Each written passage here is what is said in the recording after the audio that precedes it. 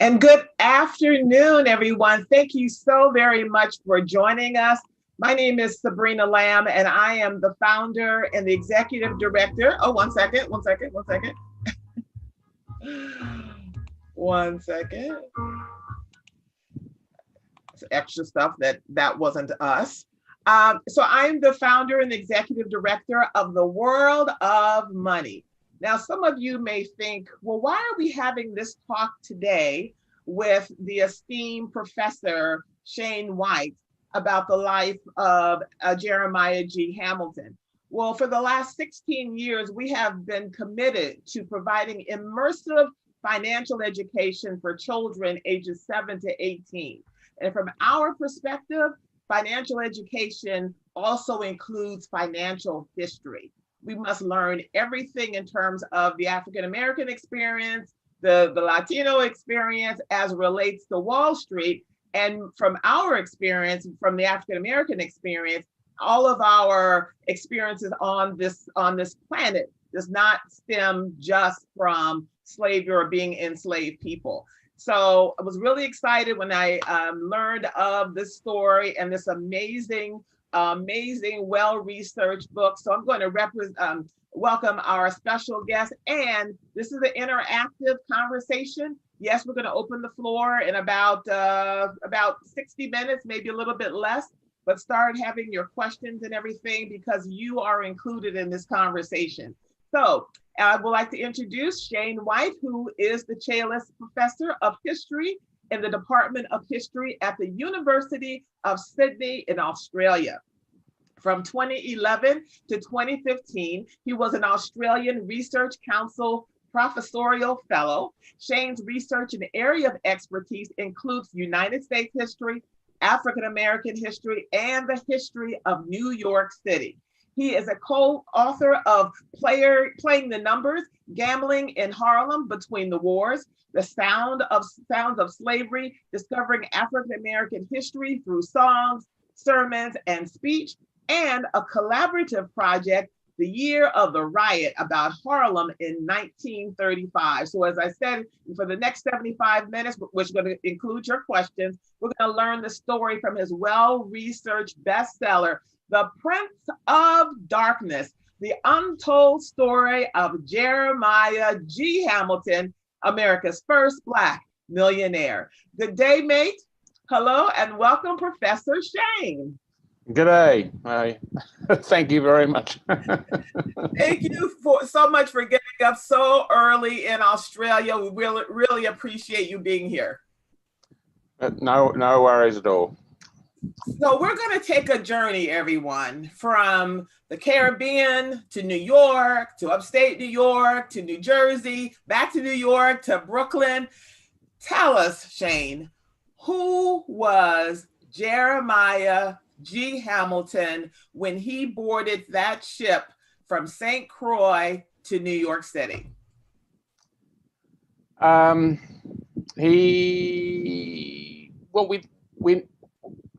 We know very little about him, about his origins. There are different stories he told about where he came from and what he was. So possibly he was born in Virginia and came up to New York probably in around about 1828. I think he probably came from the Caribbean, probably from, my guess is that he probably came from somewhere near Port-au-Prince in Haiti. Was born in the first Black Republic, would be my guess. Because of the revolution in Saint-Domingue, which became Haiti, there is a large number of people shifting around in the Caribbean, and I think he was part of the flotsam and jetsam that came out of that.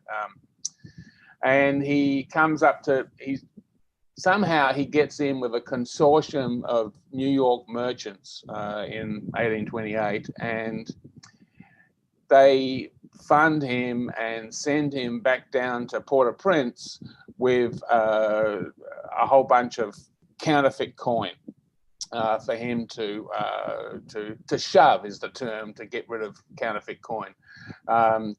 And he goes down to Haiti with several $1,000s worth of counterfeit coin, and he gets caught. They get found out down there. The counterfeit coin. New York was the thing America was probably one of the things America was famous for, which it doesn't acknowledge, is that it was the world center of counterfeiting. There's more counterfeit, something like between 30 and 40% of the currency in America was counterfeit. It's a very weird financial system that America has. It's mostly counterfeit notes rather than coin, but this was counterfeit coin that was coined probably in New Jersey or possibly up in Canada and then sent down to Haiti. They get caught because the counterfeit coin had too much silver content. It was too good in a way. And someone in the bank tests the coin and finds out that it's way above what the Haitian silver content of the Haitian coin is.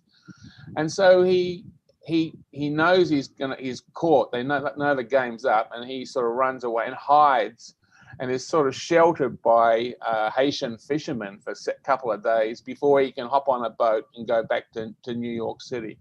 And there's a big fuss about it up in New York because the South in America is terrified of Haiti, doesn't want anything to do with Haiti because they're feared of slave rebellions and the rebellious ideas coming out of Haiti. But the North is trading with Haiti and selling a lot of stuff down there. And so the big fuss in the New York newspapers is about how the reputation of America as a trading partner is being ruined by this guy selling counterfeit coin. And the first ever black newspaper has started up in 1827, Freedom's Journal, and they're horrified by what Hamilton has done, because to them Haiti is a beacon of the possibility of what the future can be, and this guy is undermining it and trying to ruin it. So this is his first. This is where he suddenly appears on the historical record. Before 1828, we know nothing. And he was about in his 20s. He left Haiti not because he wanted to go and tour New York, but he was sentenced to death. Correct? He was under that kind of duress. And John Russwurm, who he created with his business partner, Freedom Journal, the first African-American newspaper in America, were your early research, his coverage of Jeremiah Hamilton and his friends in terms of what they were doing in Haiti? Was that the first documented in terms of a newspaper, John Russwurm's coverage of Jeremiah? Well, the coverage in the Freedom's Journal is mostly reprinted articles from other newspapers with Russwurm's editorial comment on the top saying, "Isn't this horrible?" and then prints from the commercial advertiser or various other things. This is the first, the white newspapers or that print stories about this in early 1828. That's the first mention. Freedom's Journal jumps on the bandwagon and condemns even more strongly than the other newspapers do what Hamilton has been doing down in Haiti. And I think it's worth just taking a pause for a second to outline what the backdrop was of New York at that time. When he arrived here in New York, the government had just abolished slavery, which doesn't mean, everything goes back to normal or we're treating African Americans or anyone in a humanistic way. But could you just lay out what the backdrop was when he arrived here, and what did he look like? Well, this slavery ends gradually in New York State, and for the what you've got to remember is that New York is probably the first city or place of any size that has to deal with what happens after slavery.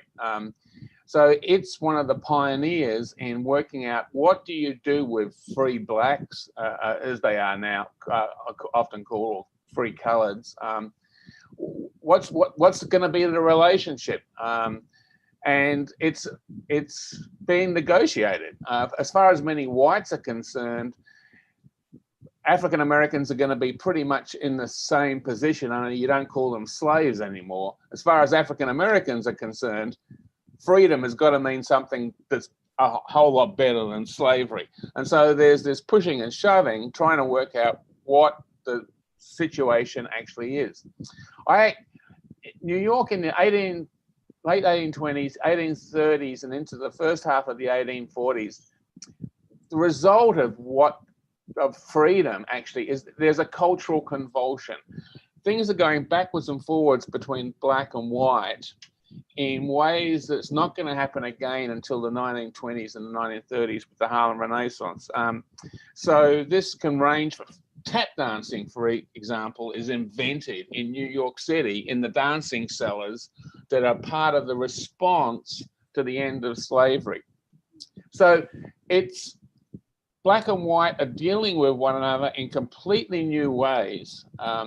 And that includes violence, so that there's a lot of pushing and shoving around the edges. And every now and again, things will just erupt into violence. 1834 is one of the worst race riots in New York City's history.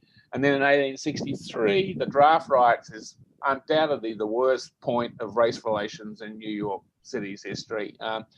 And in between there's sporadic violence. So a black man or woman walking down the street, for the most part, nothing's going to happen. But there's the potential for pushing and shoving and using the M word and sort of disrespecting them.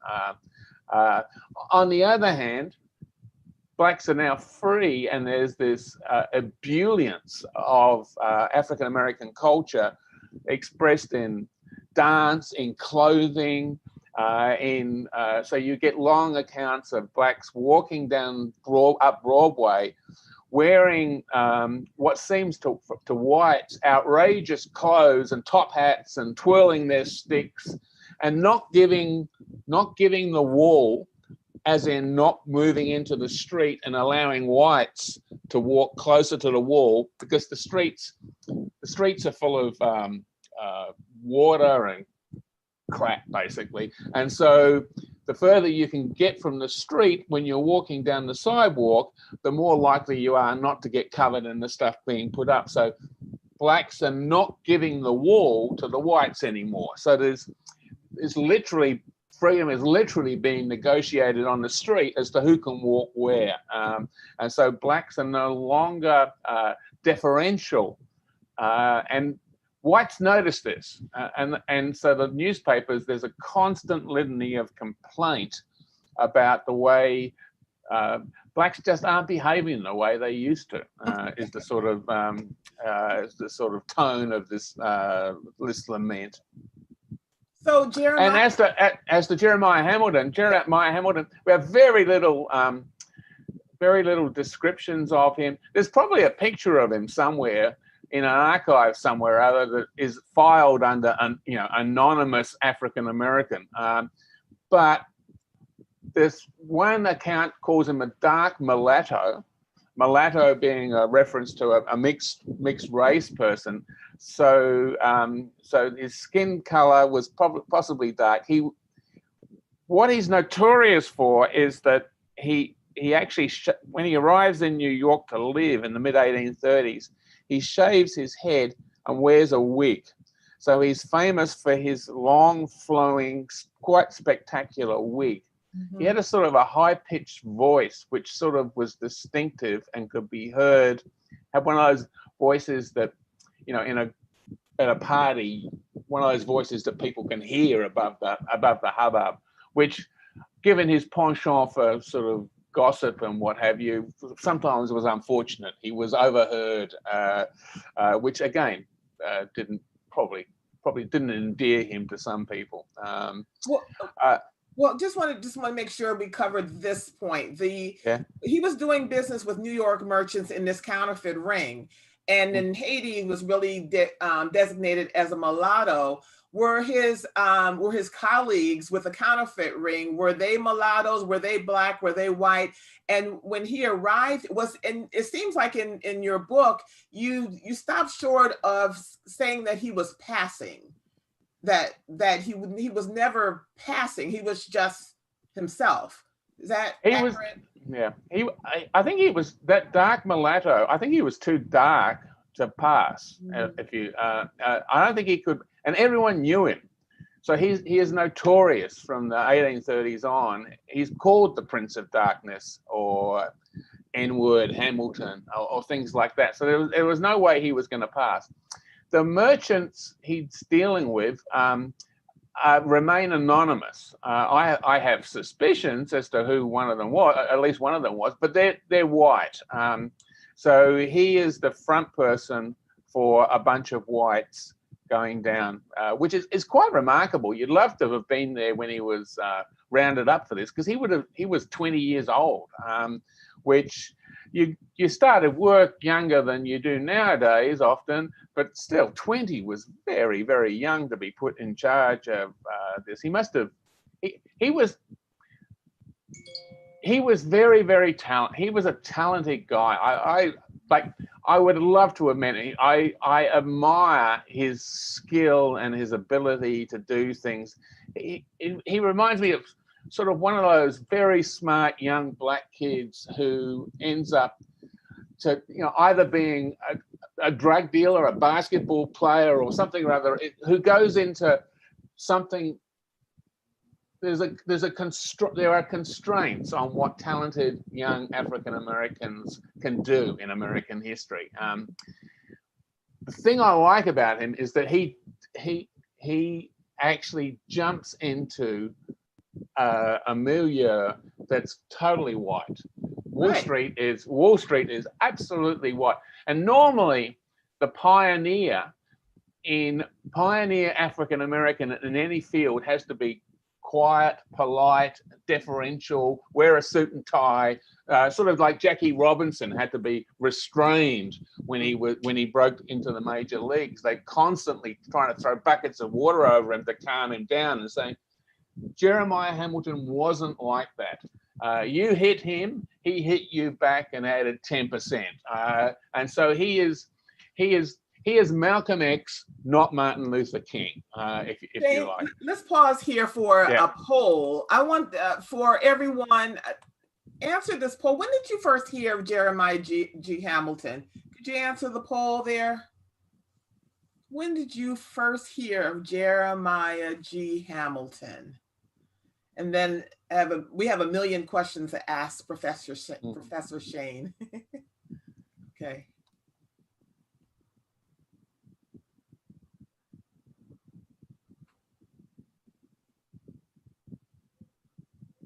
When did you first hear of Jeremiah G. Hamilton?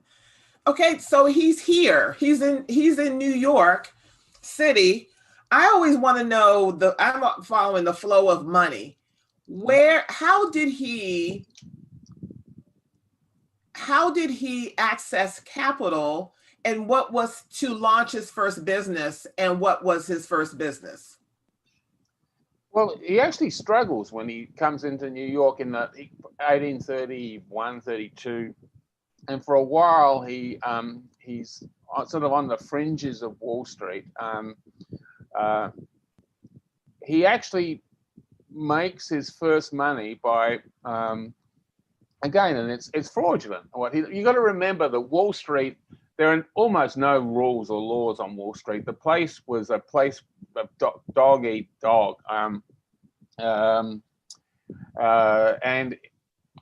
he has shipping ventures. He over-insures the shipping ventures and then arranges for the ships to be sunk. So he can. But where did he get the money? Where did he get the money to do this? It's again, we don't know. He had money. way I traced him was through lawsuits in the 1830s, Right. when he or insurance companies are suing him or he's suing insurance companies. He puts together stuff. I don't know. He's borrowing money.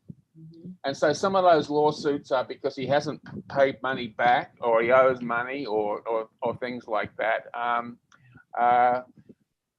So it's actually so one place where I know he got a lot of money was in 1835. A bunch of white guys go to him and give him $25,000, which is the equivalent of $10 million now, right. An awful lot of money, to invest on Wall Street, in the share market, bond market, whatever.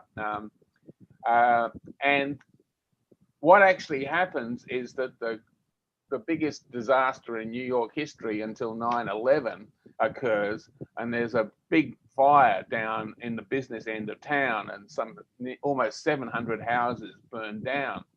And those 4 white merchants, their premises were burnt down, so they got no paperwork left.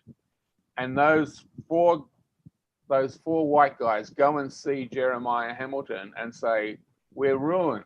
We've lost everything, but at least we've got the $25,000 we invested with you." And he sort of looked up from the desk and said, "What $25,000? And they had no paper. And he walked away with that $25,000. That's the money he uses to invest in real estate in what is the biggest real estate boom in American history that's occurring in 1837, 36, 37. And he buys a whole bunch of land up in Poughkeepsie. And Astoria, Hollis Crow, yes, now Astoria. Mm-hmm. Yep. So he buys, Astoria and Poughkeepsie. And New Jersey. He bought a mansion in New Jersey, correct? That's in the 1840s. That's a few years later. But the initial plunge in 1836, 37 is in what becomes Astoria, and then up in Poughkeepsie. The whole world in 1836, America from Florida to Maine is just going insane over real estate. There's this incredible boom going on. So you get accounts in the newspapers of saying the share market is just dead, but the real estate market is just ridiculous. Like town lots, as in vacant lots uptown, are sort of doubling in price in 2 months, type of that sort of stuff. And inevitably, as happens with every boom, it busted. And as it happens, like Jeremiah Hamilton was very, very shrewd, but he bought about 2 weeks before the crash. So he bought real estate and ends up losing money on the real estate. And that sort of drags him. From 1837 to 42, there's basically a depression in America. And Hamilton gets caught up in that.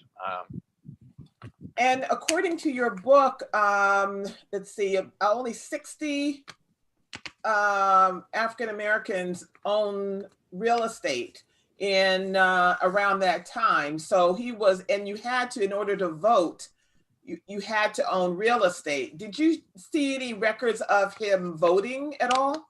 No, none at all. It's very, the real estate, initially back in the turn of the century, African Americans could vote and did vote. And so, reputedly, the mayoral election in 1814 was decided by black votes. What happens in the 1820s as part of that reaction to blacks becoming free is that restrictions are put on the vote. So you get the vote extended to all white people, but a property qualification was put on African Americans.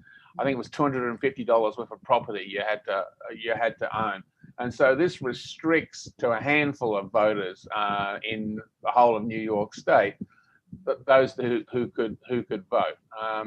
So there's democracy for all whites, but restricting black votes. The push towards democracy for whites eliminates pretty much the black vote, and it's not going to be returned for some time. And there are other examples of he was called ruthless. And then other people will say you had to be ruthless if you wanted to survive. Could you share other examples in terms of him being ruthless in business? He was well, one of the ones I really liked was he got into a dispute with a bunch of whites over money for a venture that was taking longer than it should have. And so at that time, Hamilton lived up at Bloomingdale, which is up near Columbia University, up to the top left-hand corner of Central Park. And his opponents arranged for him to be arrested, but they arranged for him to be arrested at 11 o'clock at night so he couldn't post bail, so that he had to spend the night in prison. It was just a way of humiliating him. And so he's dragged down in there.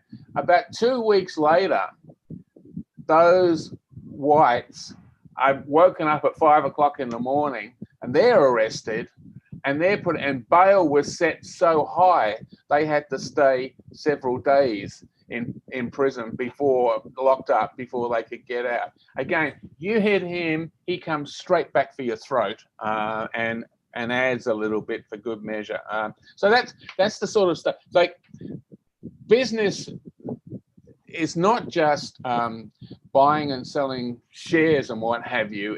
There's a whole range of activities, and so the courts, and in this case prison, are sort of part of the spectrum of what's going on. There was a very little gap between legitimate business, crooked business, and getting caught. It really was a place of caveat emptor. You had to look at what you were buying all the time, and trust no one. Always count every bit of money that comes towards you, so that everything is up for negotiation. It's on the one hand, New York is taking off. At the Erie Canal in the 1820s, New York has become the financial center of America, and the population is just zooming away. So in 1830s, 200,000 people living in New York. It's 500,000 by 1850. So New York is taking off. It's boom and bust. It's rapid expansion. There's this incredible sense of liveliness and stuff on the streets. Hamilton jumps into this world, embraces it with enthusiasm, and is just that little bit more pushy and ruthless than white people, because he had to be to survive in that world. And there was tension between Jeremiah and the Black community. Talk about that. Well, Freedom, right from when we were talking at the beginning about the counterfeit thing, Freedom's Journal was unhappy with him, to put it mildly. He doesn't associate with other African Americans. He marries a white woman. He doesn't live near blacks. Even his charity cases, like his very good friend Benjamin Day, he has a poor woman living in his house and helps her, but she's white, not African American. His best friend is white. He hangs around with the newspaper people, particularly at the Sun, and is seen walking home from a pub arm in arm with a white man. He doesn't. The other richest black person in New York is a guy called Thomas Downing, who owns an oyster cellar near the corner of Broad Street and Wall Street. And he wouldn't allow African Americans into his oyster cellar. But on the other hand, he wrote checks for the civil rights movement and helped fund the civil rights movement and was involved in various civil rights cases. Mm-hmm. Hamilton wasn't like that. He just doesn't associate with them, with African Americans at all. So every now and again, you get a sort of a moderately scathing comment from one of the African American leaders. Did he see himself as African American or Black? Did he? Sorry? Did Jeremiah see himself as Black, or in terms of the African American part of that community, or culturally?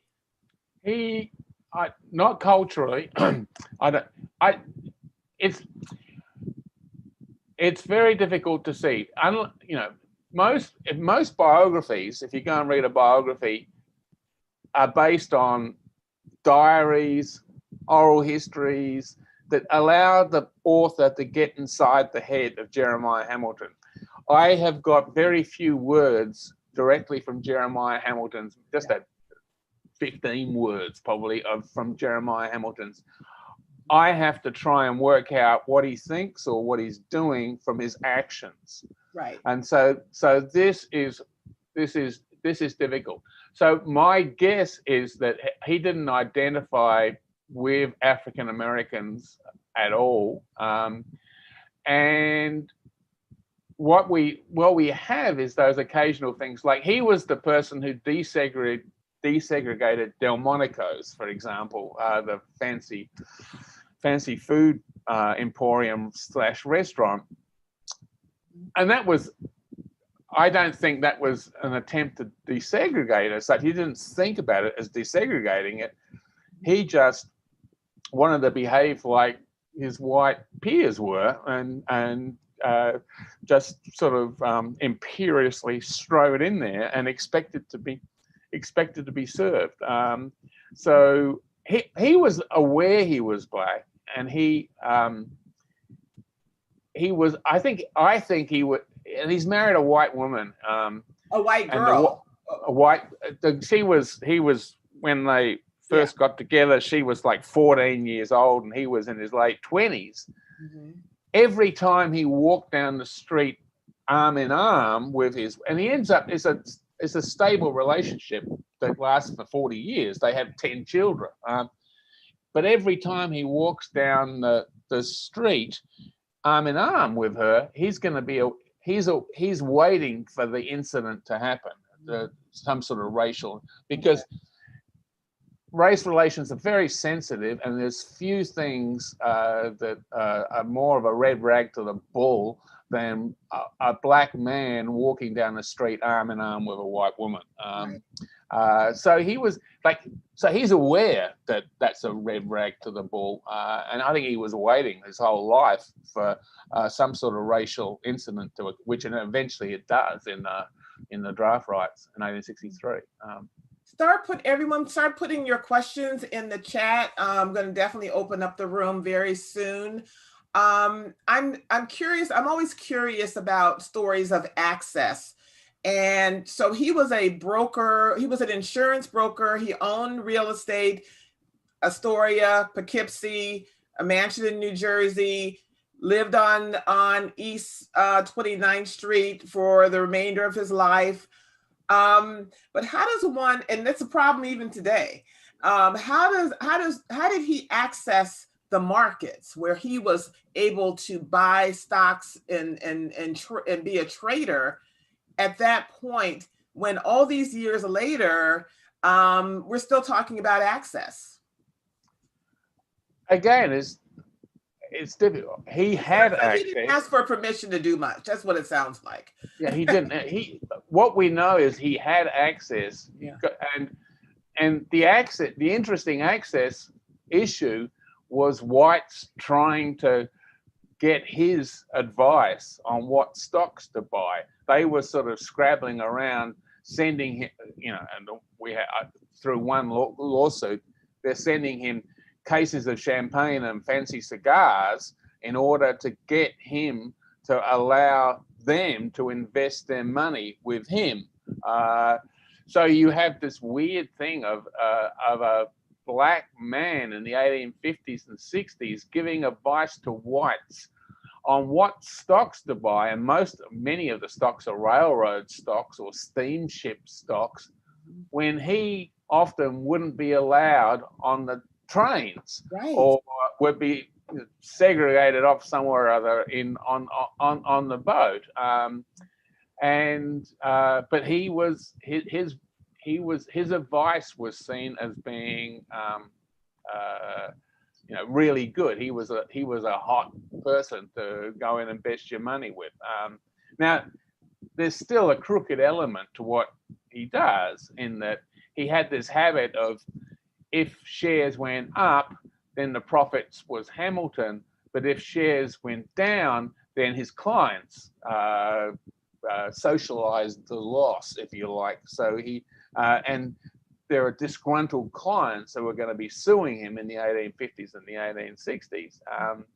But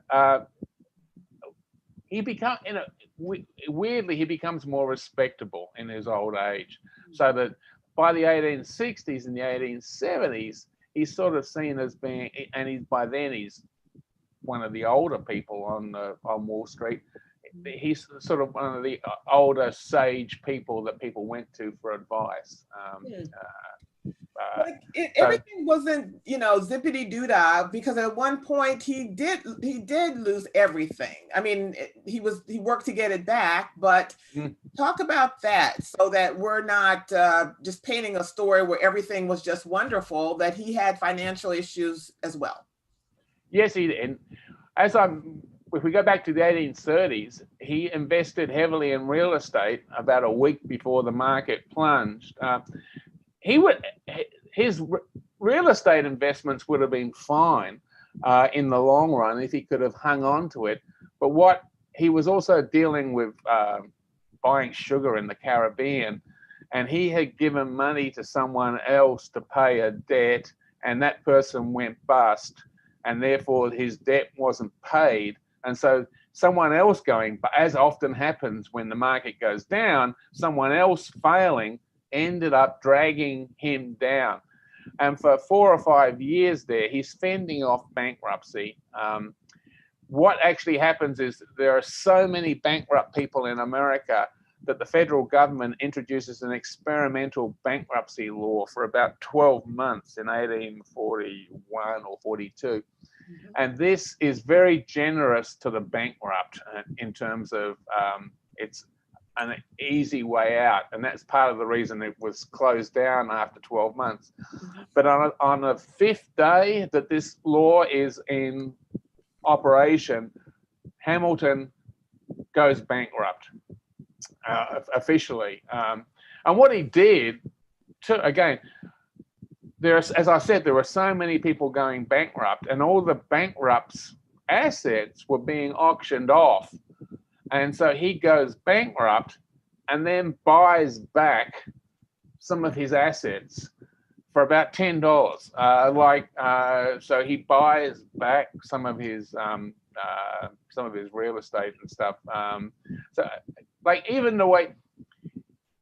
The interesting thing here is you would think of the pioneer sort of in any area, sort of feeling around, not quite knowing how it works, but he is operating in the most savvy fashion possible. He is at the clever end of this, of knowing how to exploit this new bankruptcy law in the fashion. And you're in limbo for about 3 months while you're going bankrupt. And from another court case, it appears that he was supposed to be doing no financial transactions. He was actually buying shares under another name, and there was a lawsuit over that. So he's bending the law, he's breaking the law as well. But he's also very sharp, very canny, admirable entrepreneurial skill. What was his relationship? And we're coming to your questions at 5:45 Eastern. That's 4 minutes now. What was his relationship with Richmond, Virginia? That's one of the places where he may have been. If he was born in Virginia, he was born there. So one of the interesting things I found where you have those discoveries when you're an orphan, where you go, oh wow, I didn't know that. It turns out there's the library in New York in the 18th century was the New York Society Library. The New York Society still exists today up on the Upper East Side. But then it was downtown, down near University Place. And it was a subscription library where you paid money down and then you could go in and take books. And being a sort of a reputable, basically white institution, they kept a record of every book you borrowed. And it turned out he was a member. And so I found a list of, I don't know, 250 books he borrowed over 20 years. And he borrowed a whole bunch of books about Richmond, particularly during the Civil War and after Richmond pretty much burns to the ground during the Civil War. A lot of it's burnt. And so there were he had books about Richmond, which to me, again, and it could be a bit of a leap, suggested that if he wasn't born and raised there, if he came from Haiti, he may have spent time in Richmond on the way up to New York. He was interested in what happened there. Whether he ever went there again or not, I don't know. Again, if you're writing a biography of, Lyndon Johnson or someone like that, you know pretty much where he was every day. There are periods of 4 or 5 years. I haven't got I think he's in New York, but I don't know for certain he is. So he's a slippery character to write about. Right, and you document, for example, his daughter in the census when she would answer different places where her father was born and so forth. So that just multiply or just adds on to the mystery. But you do know he never returned to Port-au-Prince, correct? Yeah. No, I assume the sentence of death, that he was sentenced to be shot, that would tend to discourage people. Like there's another mystery too. Like his name is Jeremiah G. Hamilton, and in all the years I worked on the book, and if you look at his signature, he had this wonderful signature with flourishes and curlicues, and it centers on the G. The G is important to him. He doesn't sign Jerry Hamilton or Jeremiah. It's Jeremiah G. Hamilton. I have got no idea what the G stands for. Even his death certificate, on the instructions on the New York death certificate say, fill out his name in full here. And someone has just written in Jeremiah G. Hamilton. It didn't, I have no idea what the G stands for. So if the G were Guillaume or something other like that, that would strongly support him coming from Port-au-Prince or somewhere where French is spoken.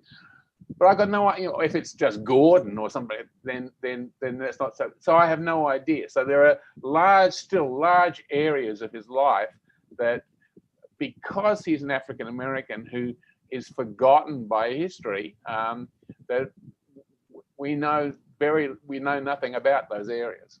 On the other side of the questions from our guests, would love to hear you talk about his will. I love that he had a will and what was in it. Who has questions? Please raise your hand, and I think you can actually speak. Does anyone have any questions? Yes, no, yes. Raise your hand if you have any questions, or if you don't want to speak, put your question in the chat.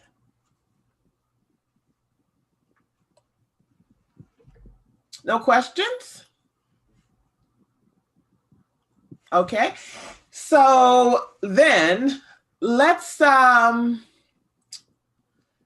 about having a will or a trust in this country is one of the most urgent indicators of the transfer of generational wealth or not. And so back in the 1800s, Jeremiah G. Hamilton, he had a will. And he and his family lived on East 29th Street. His office, I love the addresses in the book, by the way, Shane. I want to mention next, so when everyone walks past there, you can say, oh yeah, this is where he lived. He worked on Front Street, I believe. And no, I'm sorry, 76 Liberty Street. And then, no, his office is 137 Front Street. And, but talk about his will. I know that, oh, here's a question. Wait a minute. Did he die with wealth or was he broke? Okay. Claudia wants to know. So talk about his will and the fact that he was trying to hire or pay a white person, a white man to marry his daughter. Talk about all of that. Well, okay, he has a will, and when he dies, he's reputed to be worth $2 million, which is the equivalent of 200 million nowadays. Which was that fact was a sort of a minor headline in a sort of story. His death is noticed from California to Maine, and the little stories in the newspaper. You know, richest colored man dies, worth $2 million. There are stories about him. There's a story about him allegedly paying someone to marry his daughter. I don't think that was the case. I think that's sort of a bit of racist claptrap that goes about. There's a lot of resentment in the use of the M word and talking about him. So I doubt that that's the case. One of the interesting things about Hamilton and the family is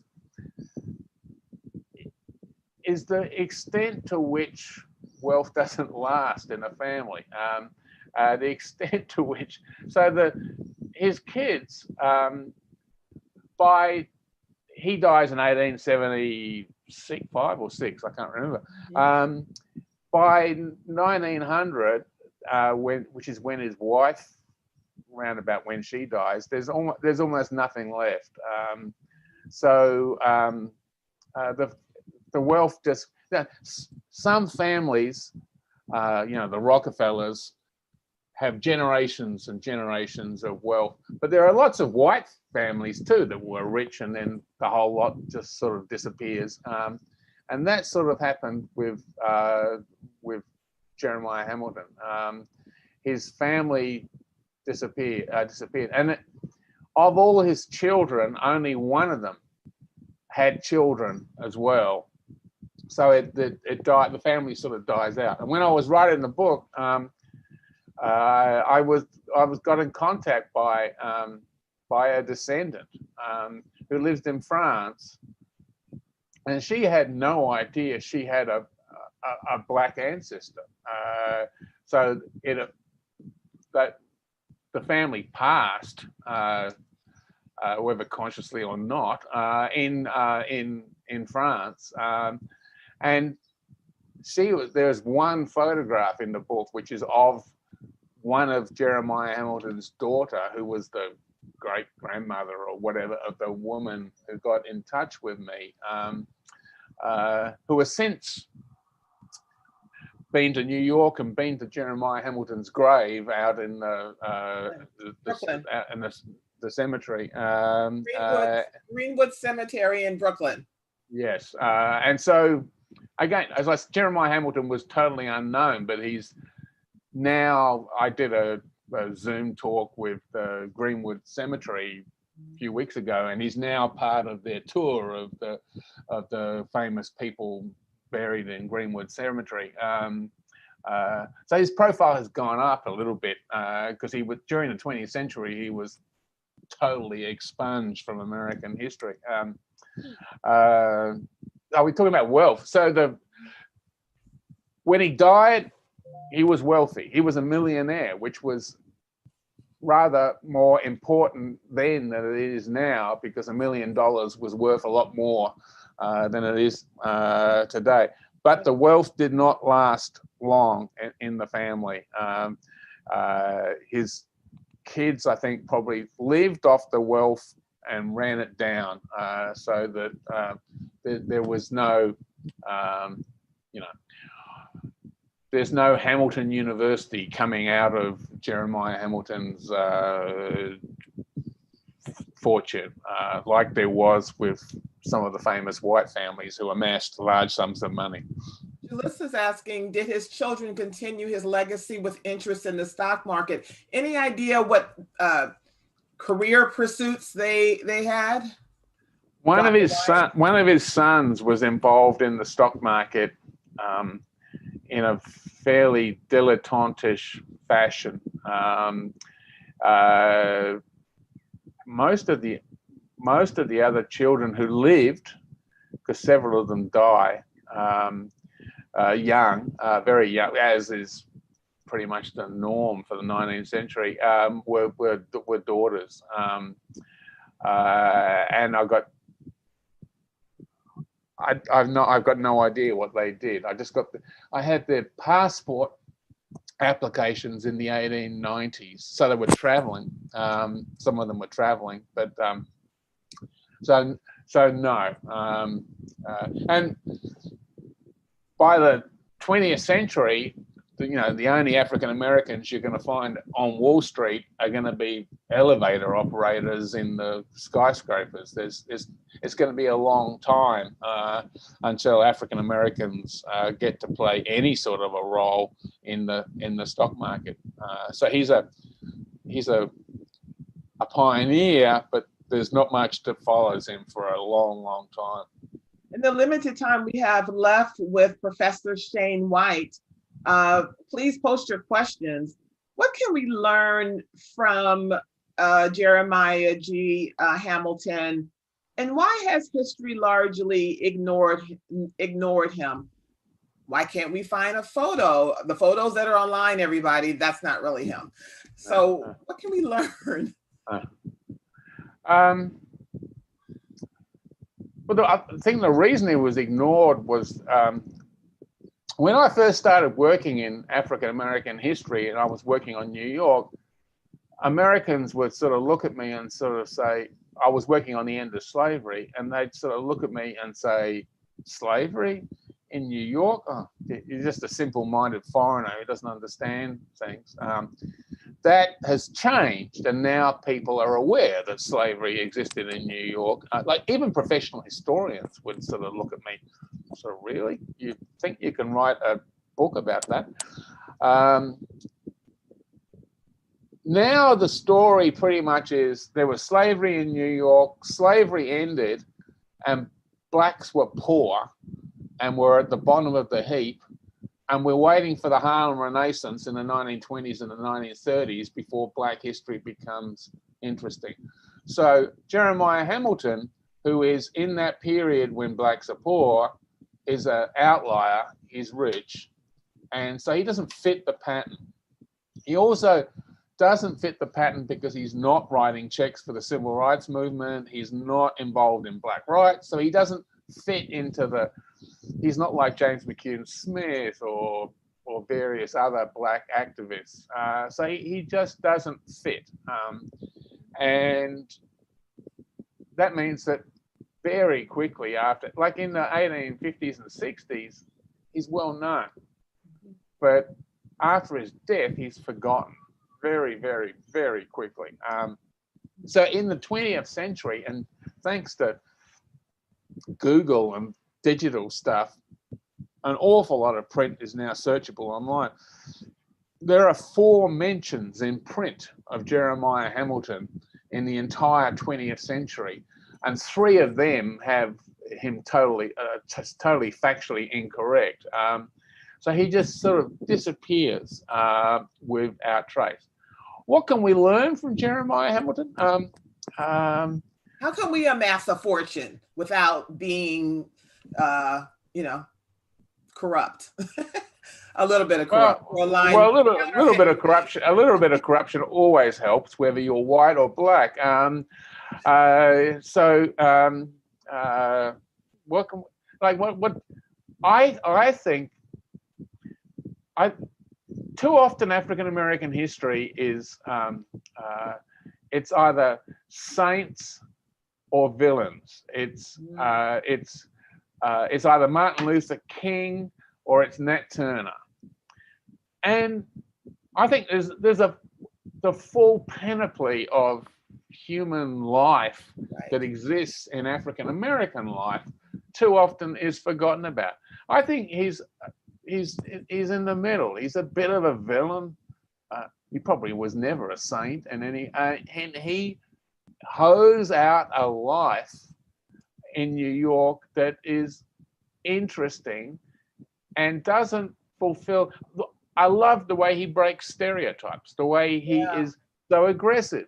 The stereotype of sexual relations between black and white is usually of white males and black females.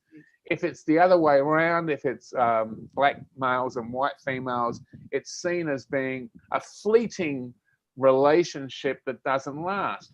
His lasts for 40 years, and he has 10 children.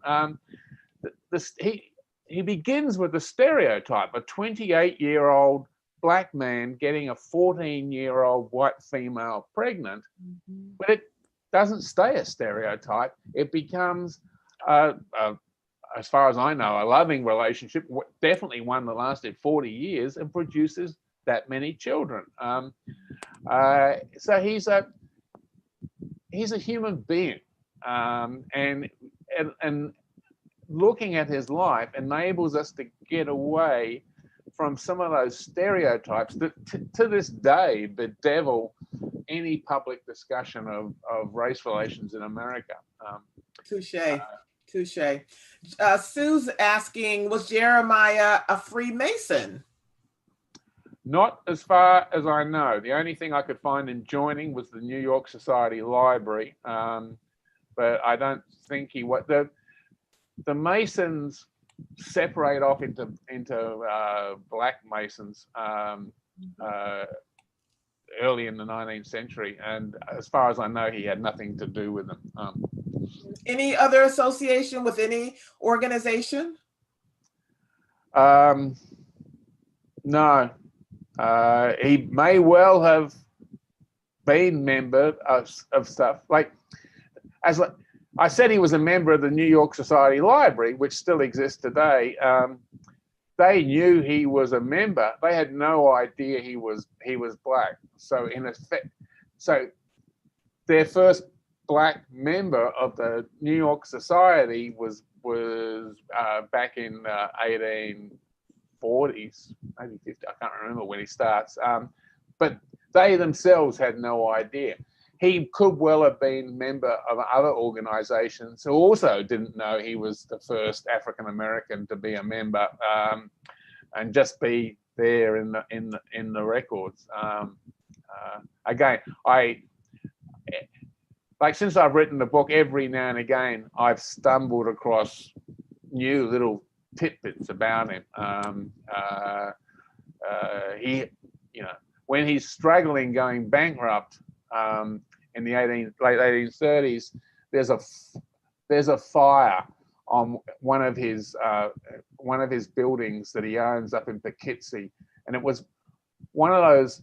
I don't know about America, but in Australia there used to be some streets where fires could take out a building but not touch the buildings on either side, and the insurance claim was already written out so that their insurance.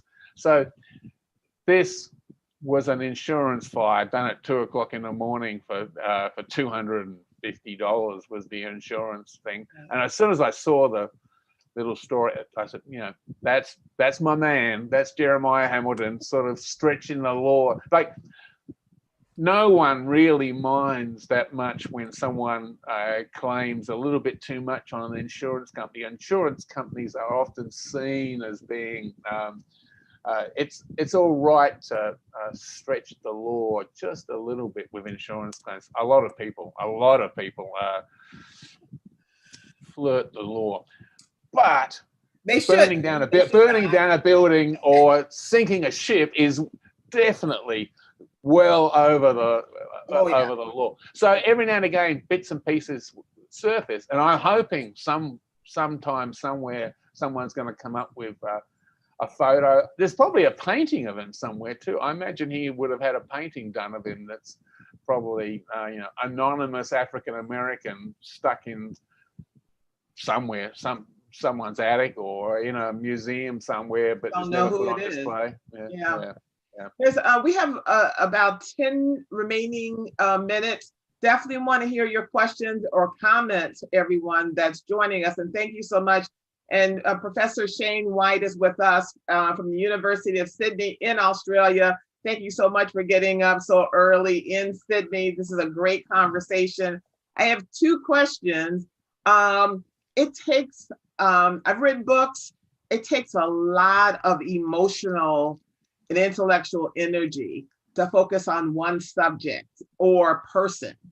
Why did you decide to dedicate years in the research and the writing and the editing of this person? And it's a lot. So why? You can choose anyone. Why him?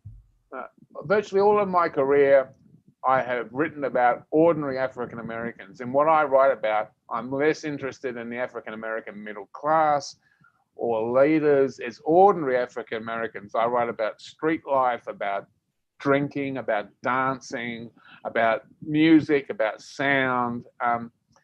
I stumbled across Jeremiah Hamilton in reading New York newspapers. I came across a mention and I thought, it was a reference to N-word Hamilton and a fraud for $50,000. And I thought this was just a story about whites, and it was one of those reprehensible nicknames that you can still find down amongst hedge fund managers down on Wall Street. I remember talking to actually an Indian friend talking about the Prince of Darkness, and he was aware of Indians who are still within the last 10 years referred to as the Prince of Darkness when they're working down, it wasn't Wall Street, it was a financial market somewhere or other else. So I thought, I just took a note of this guy when I was reading in New York, and when I got back to Sydney, I looked up my own research and found I had another reference to this guy, and he was definitely black. So I kept on, once I was aware of his name, I kept on bumping into him over a year or two when I was reading stuff. And I got more and more interested in him and wondered if I could use the techniques I used to write about ordinary African Americans to write about someone who wasn't an ordinary African American. And the turning point came, I was in New York working in the New York Municipal Archives. And on the 7th floor is the New York County Clerk's office. And I went up there and they have court records and business records. And I went up there and it's full of lawyers, gophers and people racing around. And I said, have you got anything on Jeremiah Hamilton? And the guy waves me over and says, over there. And there's a index and I look and there's no mention. And something was wrong. So I went 6 months later, I went in again and said, Jeremiah, and he looks at me and my accent apparently confuses some people. And he said, oh, and he writes down 1910 to something or other over there, sort of talking slowly because I'm a foreigner. So I get his pen, I cross out the 1910 and I go 18. He goes, oh, come around here. And he takes me around the corner and there's a computer that someone's stolen from a museum. It's so old. And he says, what's the guy's name? He types it in. And it turned out they had 35 cases that Jeremiah Hamilton was involved. And as soon as I saw those cases and started reading them, I knew that there was a book there. So my aim was to try and write a book without having an autobiography to help me or a cache of letters that the New York Historical Society had archived away, to write a book about a man who had been totally forgotten. And it was fun. I enjoyed writing it. And of all my stuff that I've written, and I've written a fair bit, it's been the one that's excited the most interest. And people tend to read it and say, why isn't there a film about this guy? Which is a question I ask you. The last that I heard that Don Cheadle was developing a script. What's going on with development? I don't know what developing is going on, but he has optioned it, and he just renewed the option a few weeks ago, and he emailed me saying that he's a busy man and he's got lots of different programs to make, but in between he's trying to raise the money and what have you to get someone to finance it, which I think would be fun. I think he would be an interesting person. That's partly the great thing about talking to John Cheadle when he was, he and another actor were sort of bidding for the rights, was he had read the book and read it closely. Like, often I've been interviewed with people who read the blurb on the back and that's it. He had read the book and knew it in detail and had been thinking about it. So it was, and he's utterly charming. So it was flattering in the extreme. It was a Saturday morning and I was floating on clouds for the rest of the day after talking to him. I think that the great John Cheadle had read my book and enjoyed it. So. Well, thank you so much for dedicating your expertise, your scholar, your everything to it, because it's a really brilliant. I have made some conclusions that he was from the Caribbean because, as you say in the book, he was fluent in French. And that may not have happened if he was born in Richmond, but everyone from Richmond, don't send me emails about that. But if there aren't any final questions, again, are there any final questions, everyone? Thank you all for joining us. Anyone, any questions? Where can we reach you? Where can our guests reach you? Our attendees reach you? Best way to get me is email, and if you just hit Shane White and then the University of Sydney, I've got a page there and you'll see my email number and you can get in touch with me that way. Sue's, this final question, Sue's asking, if we follow Jeremiah's template path to wealth today, for example, insurance industry and Wall Street, et cetera, would we become wealthy? Possibly. It's in the lap of the gods, isn't it? You have to remember he was driven by that desire to be rich, and he would brook no opposition to him, and just sort of rode roughshod over anything that got in his way. So I don't know whether you would need the same determination to become rich that day. But America famously supposedly is the land of opportunity. So quite possibly, yes. I'd certainly urge you to try. Well, we encourage you, Sue, particularly if you have children, to enroll your children at World of Money. It's going to be virtual this year, so make sure you sign up for our newsletter at worldofmoney.org or worldofmoneyonline.org.